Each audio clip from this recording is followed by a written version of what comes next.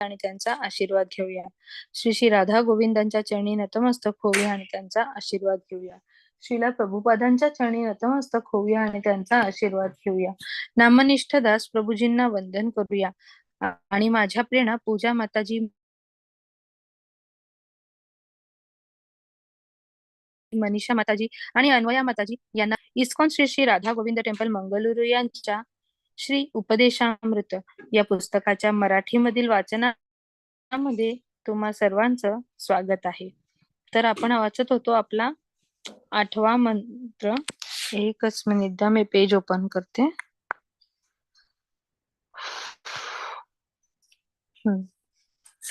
तर उर्वरित वाचनाला सुरुवात करूया. हरे कृष्ण. श्रीला प्रभुपाद की जय. या श्लोकावर श्रीला भक्ती सिद्धांत सरस्वती ठाकूर यांनी पुढील प्रमाणे भाष्य केले आहे. ज्याच्या ठाई अद्यापि कृष्ण भावनामृताची रुची उत्पन्न झालेली नाही, अशा मनुष्याने सर्व भौतिक कामनांचा त्याग करावा व हरिनामाचा जप करणे, श्रीकृष्णांचे नाम, रूप, गुण, लीला इत्यादींचे स्मरण करणे या प्रकारच्या भक्तिवर्धक सिद्धांतांचे पालन करून मनाला प्रशिक्षित करावे. अशा प्रकारे कृष्ण भाव भक्ती विषयक गोडी उत्पन्न झाली पाहिजे, म्हणजे त्याने वृंदावनात निवास करण्याचा प्रयत्न करावा. आणि मग एका कुशल कृष्ण भक्ताच्या मार्गदर्शन व आश्रयाखाली कृष्ण नाम, कृष्ण यश, कृष्ण लीला आणि श्रीकृष्णांच्या गुणांचे सतत स्मरण करीत आपला काळ व्यतीत करावा.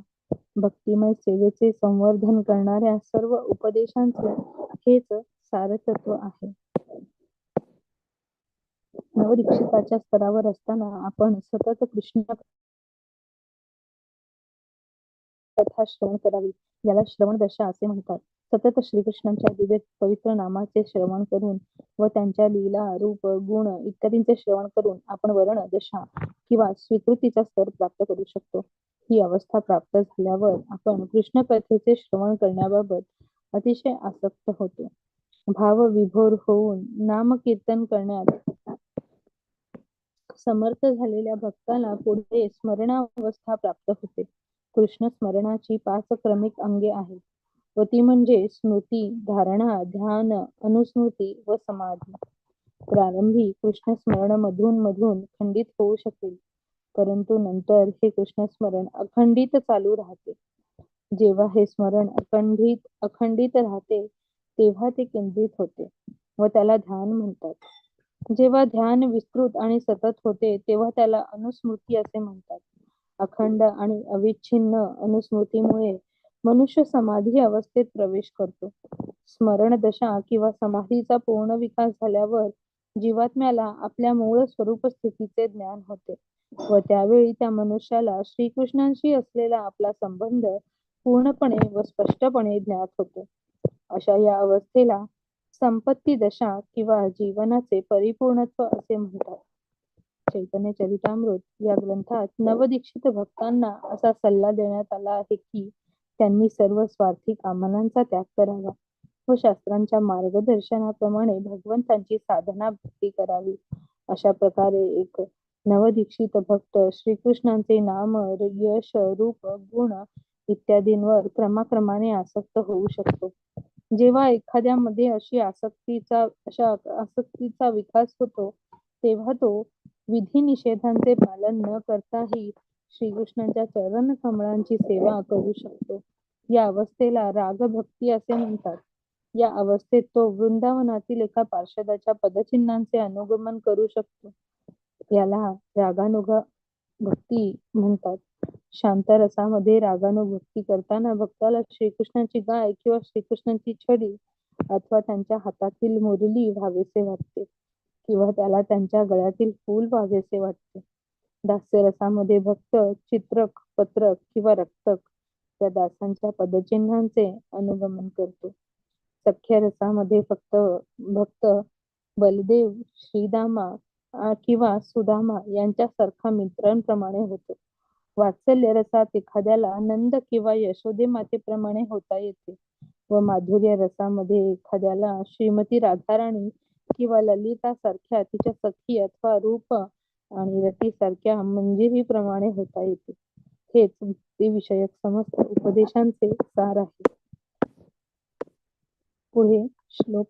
अशा प्रकारे आपण आपल्या 8व्या श्लोकाचं वाचन संपवलेलं आहे. तर आता आपण वाचूया आपला 9वा श्लोक. वैकुंठात जनितः वरा मधु पुरी तत्र अपि रसोत्सवाद वृंदारण्यम उदारपाणी रमणात तत्र अपि गोवर्धनः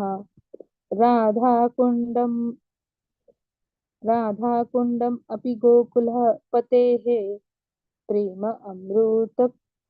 प्रेम अमृताप्लावनात् कुर्यादस्य विराजतो गिरी तटे सेवां विवेकिनकः.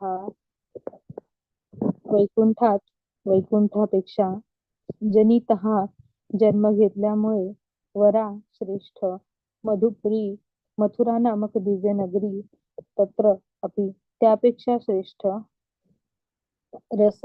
रास उत्सवात रासलीला केल्यामुळे वृंदारण्यम वृंदावनाचे अरण्य उदार पाणी भगवान श्रीकृष्णांच्या रमणात विविध प्रेम लीलांमुळे तत्र अपि त्यापेक्षा श्रेष्ठ गोवर्धन पर्वत राधाकुंड नावाचे ठिकाण इह अपि त्यापेक्षा श्रेष्ठ गोकुलपते हे गोकुळाचे पती श्रीकृष्ण प्रेम अमृत दिव्य प्रेमाच्या अमृताचा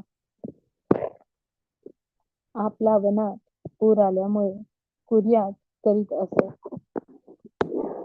अस्य या स्थळाची म्हणजेच राधाकुंडाची विराजतः स्थित असलेल्या गिरीतटे गोवर्धन गिरीच्या पायथ्याशी सेवा विवेकी बुद्धिमान नाही कोण. भाषांतर. मथुरा नामक पवित्र नगरी वैकुंठापेक्षा श्रेष्ठ आहे, कारण तिथे भगवान श्रीकृष्णांनी अवतार घेतलेला होता. मथुरा नगरीपेक्षा वृंदावनाचे दिव्य अरण्य श्रेष्ठ आहे, कारण श्रीकृष्णांनी तिथे रासलीला केली होती. आणि वृंदावनापेक्षा गोवर्धन पर्वत श्रेष्ठ आहे, कारण श्रीकृष्णांनी आपल्या दिव्य हातांनी तो वर उचलला होता व त्या ठिकाणी त्यांनी अनेक प्रेमलीला रचल्या होत्या. या सर्वांपेक्षाही श्री राधाकुंड श्रेष्ठ आहे, कारण ते ठिकाण गोकुलपती श्रीकृष्णांच्या प्रेमामृताने तुडुंब भरून गेलेले आहे. मग असा कोणता बुद्धिमान मनुष्य आहे जो गोवर्धन पर्वताच्या पायथ्याशी स्थित असलेल्या या दिव्य राधाकुंडाची सेवा करणार नाही. तात्पर्य. आध्यात्मिक जगत म्हणजेच वैकुंठ लोक भगवंतांच्या संपूर्ण सृष्टीच्या 3/4 इतके पसरलेले आहे व हा प्रदेश सर्वोत्तम मानला जातो. भौतिक जगताहून आध्यात्मिक जगत स्वभावतःच श्रेष्ठ आहे. तथापि मथुरा आणि आसपासचा प्रदेश हा जरी भौतिक जगात प्रकट होत असला तरी त्याला वैकुंठापेक्षा श्रेष्ठ समजले जाते, कारण स्वयं पुरुषोत्तम भगवान यांनी तिथे अवतार घेतला होता. वृंदावनाच्या अंतर्गत भागातील अरण्य मथुरेपेक्षा श्रेष्ठ मानले जाते, कारण तिथे भगवंतांच्या लीलांकरिता प्रसिद्ध असलेली तालवन, मधुवन, बहुलावन इत्यादी 12 वने आहेत. याप्रमाणे वृंदावन अरण्याचा अंतर्भाग जरी मथुरेपेक्षा श्रेष्ठ मानला गेलेला असला तरी या वनाहून गोवर्धन पर्वत श्रेष्ठ आहे, कारण श्रीकृष्णांनी देवांचा राजा इंद्र याने क्रोधित होऊन केलेल्या मुसळधार पावसापासून व्रजवासियांचे रक्षण करण्यासाठी आपल्या कमळासारख्या हाताने गोवर्धन पर्वताला छत्रीसारखे उचललेले होते. याच गोवर्धन गिरीवर श्रीकृष्ण आपल्या गोपमित्रांसह गायी चरतात व तिथेच ते आपल्या प्रियतम राधेसह प्रेमलीला करतात. गोवर्धनाच्या पायथ्याशी असलेले राधाकुंड वरील सर्वांहून श्रेष्ठ आहे, कारण या ठिकाणी कृष्ण प्रेम दुथडी भरून वाहते. उच्च कोटीचे भक्त राधाकुंडाजवळ निवास करण्यास प्राधान्य देतात, कारण हे स्थळ राम आणि कृष्ण यांच्या रती विलासांच्या अनेक स्मृतींचे स्थान आहे. चैतन्य चरितामृतात मध्यलीला सांगितले आहे की जेव्हा श्री चैतन्य महाप्रभू व्रजभूमीच्या दर्शनार्थ प्रथम आले तेव्हा त्यांना राधाकुंडाचे नेमके स्थान सापडले नव्हते. याचा अर्थ असा होतो की चैतन्य महाप्रभू राधाकुंडाचे निश्चित स्थान शोधित होते. शेवटी त्यांना ते पवित्र ठिकाण सापडले आणि तिथे एक लहानसा तलाव होता. त्यांनी या लहान तलावात स्नान केले व आपल्या भक्तांना सांगितले की वास्तविक राधाकुंड तिथेच आहे. त्यानंतर रूप आणि रघुनाथ इत्यादी 6 गोस्वामींच्या नेतृत्वाखाली श्री चैतन्य महाप्रभूंच्या भक्तांनी तो तलाव खणला. सध्या तिथे राधाकुंड नावाचा मोठा तलाव आहे. श्री चैतन्य महाप्रभूंना राधाकुंडाचा शोध लागावा अशी तीव्र इच्छा होती आणि म्हणून श्रीला रूप गोस्वामींनी राधाकुंडाला सर्वाधिक महत्त्व दिले आहे. मग राधाकुंड सोडून इतर ठिकाणी राहण्याचा प्रयत्न कोण करेल? दिव्य बुद्धिमत्तेचा कोणीही मनुष्य असे करणार नाही. परंतु राधाकुंडाचे महत्व इतर वैष्णव संप्रदायांना समजता येणार नाही. तसेच श्री चैतन्य महाप्रभूंची भक्ती करण्यात ज्यांना स्वारस्य वाटत नाही असे लोक राधाकुंडाचे आध्यात्मिक महत्व आणि दिव्य स्वरूप समजू शकणार नाहीत. म्हणून गौडीय वैष्णव किंवा भगवान श्रीकृष्ण चैतन्य महाप्रभूंचे अनुयायीच विशेष करून राधाकुंडाची आराधना करतात.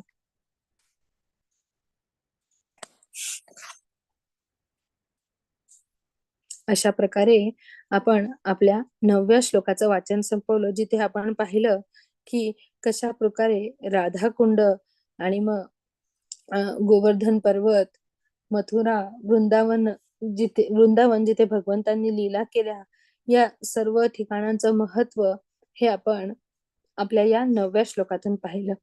मग आता आपण वाचूया आपल्या 10व्या आणि शेवटच्या श्लोकाला. कर्मिभ्यः परितो हरेः प्रियतया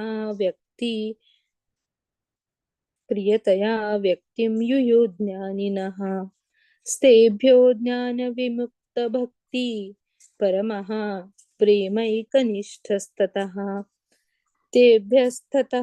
तेभ्यस्ततः पशुपालपङ्कज शस्ताभ्यो अपि सा राधिका प्रेष्ठात्वदीयं तदीयसरसी तां नाश्रयेत् कः कृती.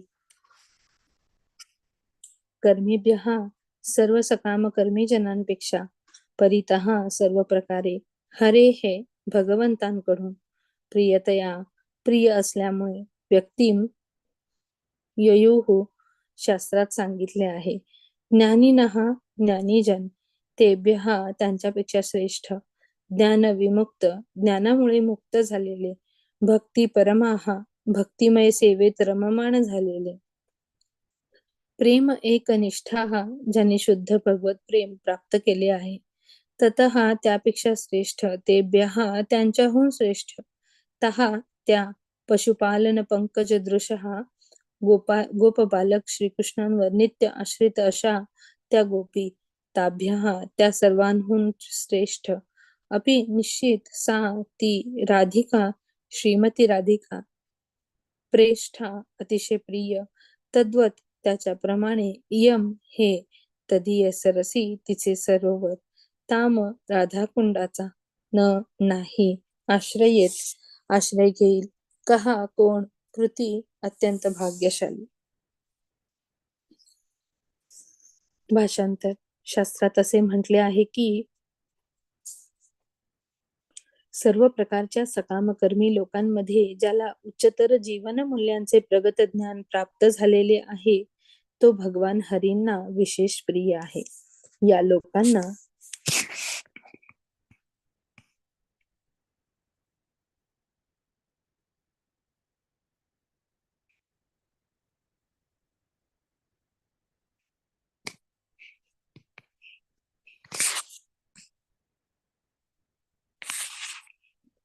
ज्ञानी म्हणतात. आणि अशा अनेक ज्ञानींपैकी जो ज्ञानाच्या बळावर खरोखर मुक्त झालेला आहे तो कदाचित भक्तिमय सेवेस प्रारंभ करू शकतो. तो इतरांपेक्षा श्रेष्ठ आहे.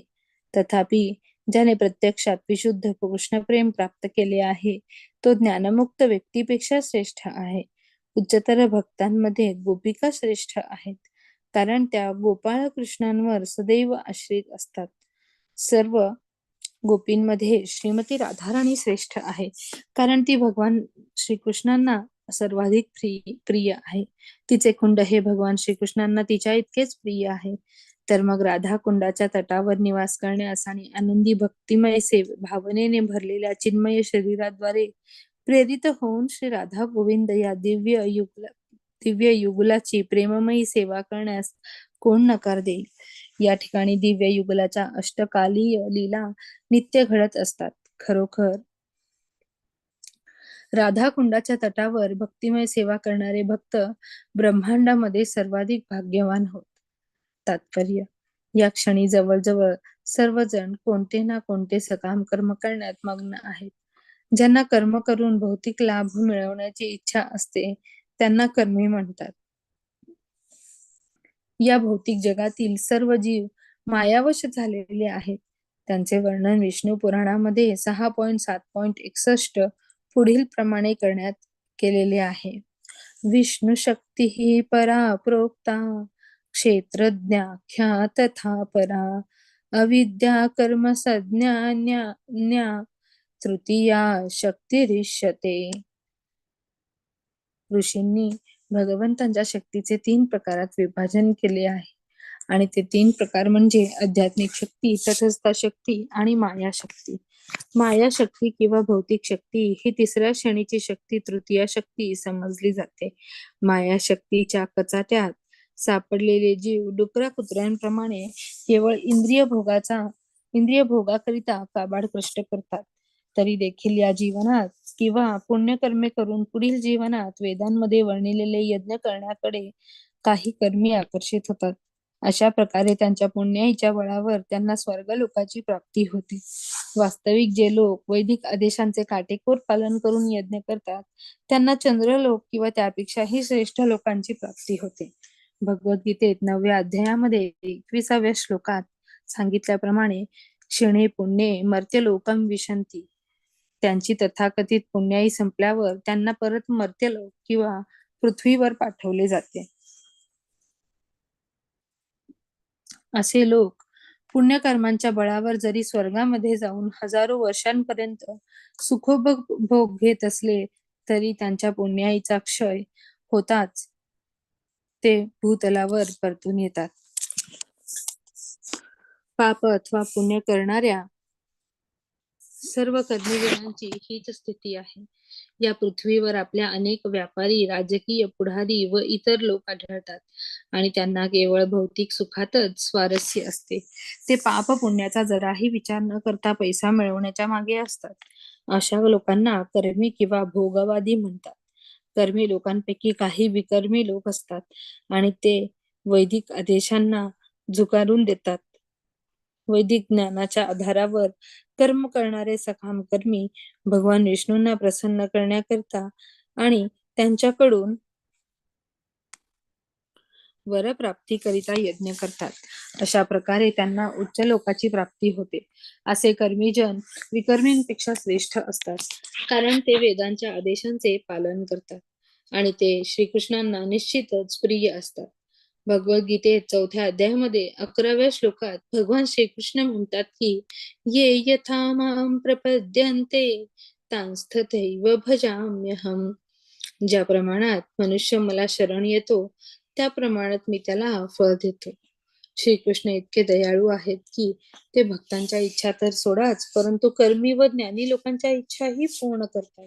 कर्मी जनांना स्वर्गलोकाची प्राप्ती झाल्यानंतरही जर सकाम कर्माविषयी आसक्ती असली तर मृत्यूनंतर त्यांना नवीन भौतिक देह धारण करावा लागतो. एखाद्याने पुण्यकर्म केल्यास त्याला स्वर्गलोकात एका देवाचे शरीर मिळते किंवा उत्तम तत्सम उच्च श्रेणीमध्ये भौतिक सुख मिळते. उलट पक्षी पापकर्मे करणाऱ्यांचे पतन होते व त्या प्रकारे पशु, वृक्ष किंवा वनस्पती म्हणून जन्म घ्यावा लागतो. अशा प्रकारे विकर्मी अर्थात वैदिक उपदेशांचे पालन न करणाऱ्या दुराचारी लोकांची विद्वान ऋषी मुनी प्रशंसा करीत नाहीत.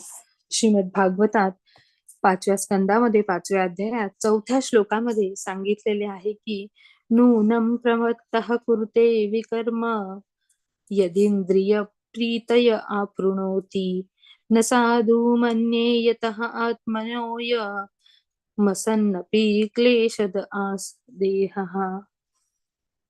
केवळ इंद्रिय भोगाकरिता कुत्रा डुकराप्रमाणे कठोर परिश्रम करणारे भौतिकवादी लोक खरे तर वेडेच असतात. केवळ इंद्रिय भोगाकरिता ते सर्व प्रकारची कुकर्मे करतात. भौतिक सकाम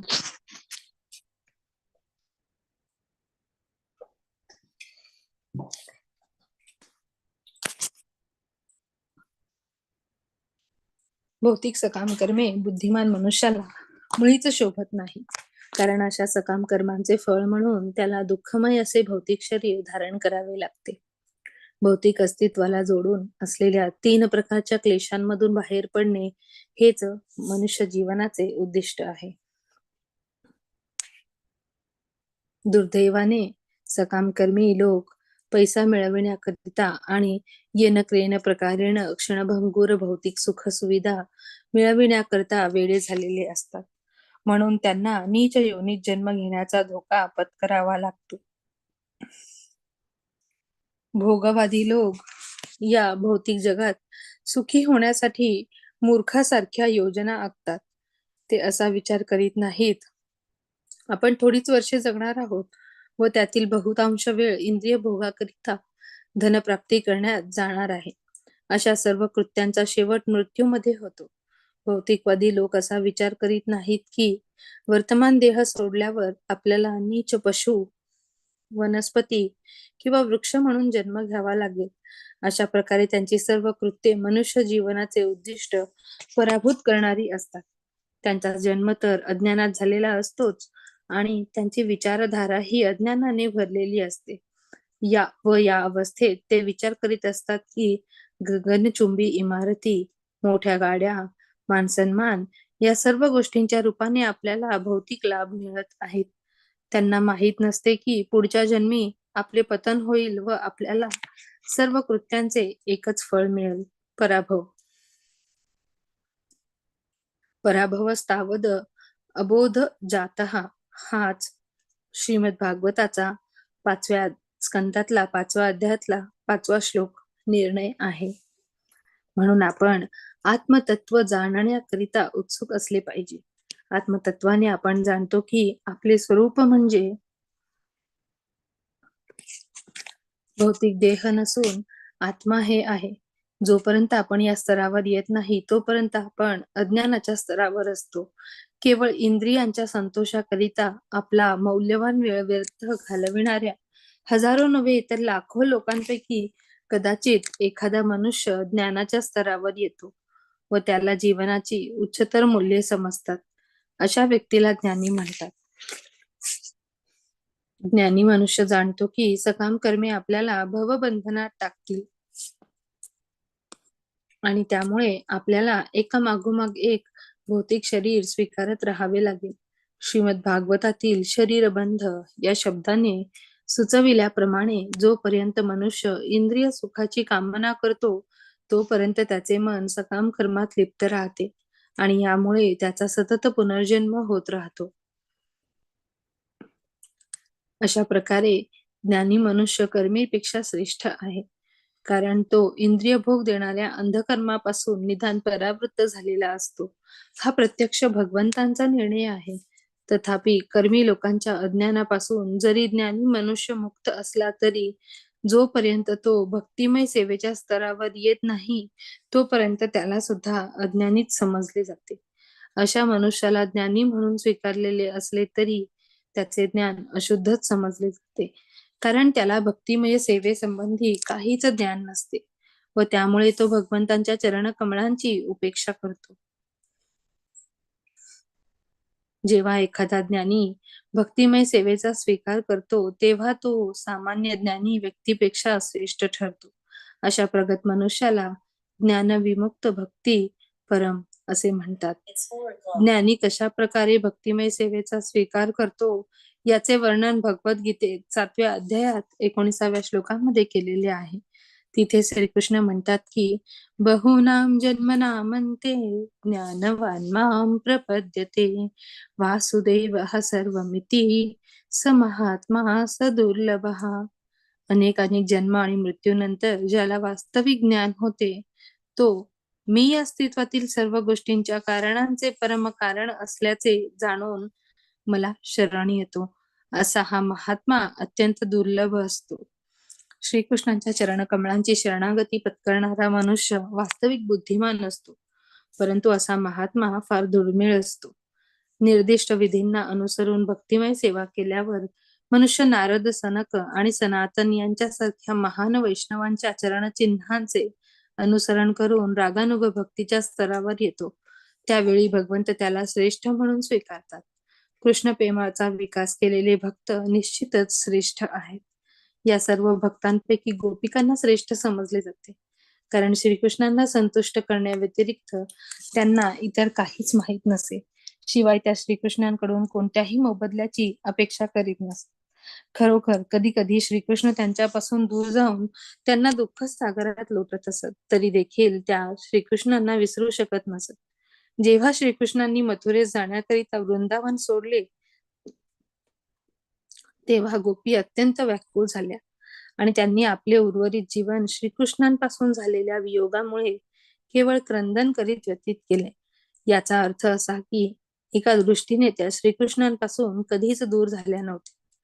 कृष्णस्मरण आणि श्रीकृष्णांचा संघ यात काहीच भेद नाही. उलट विप्रलंब सेवा किंवा श्रीकृष्णांचे दूर राहून केलेले चिंतन हे श्रीकृष्णांची प्रत्यक्ष सेवा करण्यापेक्षा फार श्रेष्ठ आहे.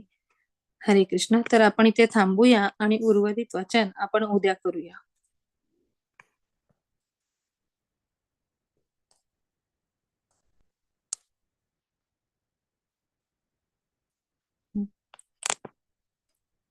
एक मिनिट मी प्रार्थना म्हणते आणि मग आपण थांबूया. वांछा कल्पतरुभ्यश्च कृपा सिंधु